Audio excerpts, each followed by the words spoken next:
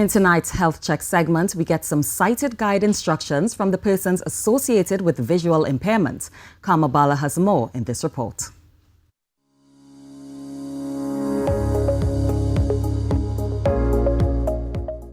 Imagine being blindfolded and trying to cross the street or maneuver through a restaurant. This is a snapshot of what many people who are visually impaired face on a daily basis.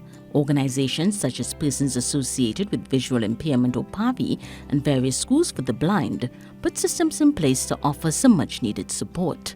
Born visually impaired, Kern Tyson knows all about accessing these services. I've always had a very good, in fact, an excellent working relationship with PAVI.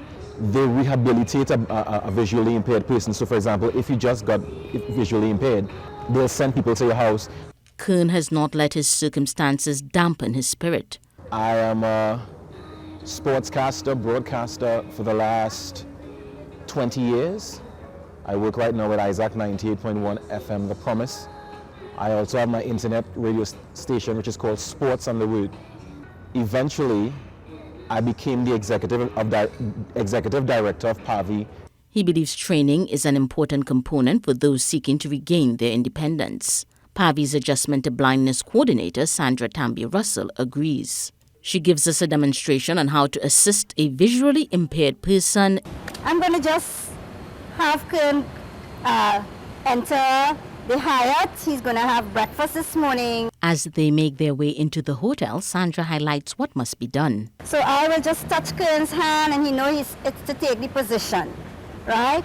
He will hold me just above my elbow, all right, and be a half a step behind me. The specialist says because of the pandemic, things are done differently. She points out that most people are now sneezing and coughing into areas where the visually impaired would normally hold. In light of this, every effort should be made to place hands in the region above the elbow. As we approach the dining table, I will proceed to rest my hand at the back of the chair so Kern will know that that is his seat. Yes, so go ahead and seat yourself. Good. Thank you so much. All right, so the meal has been served, and so usually we would give some information about the placement of the food on the table. So I'll start with Sparkle. So Sparkle, on your plate, we use the clock as a guide. So the top of the clock is 12 o'clock. So your roast bake is at 12 o'clock. Your eggs is at between 4 and 6. And your vegetables is between 6 and 9. This instructor continues to encourage the visually impaired to access available training options. I'm Ballah with your TTT News Health Check.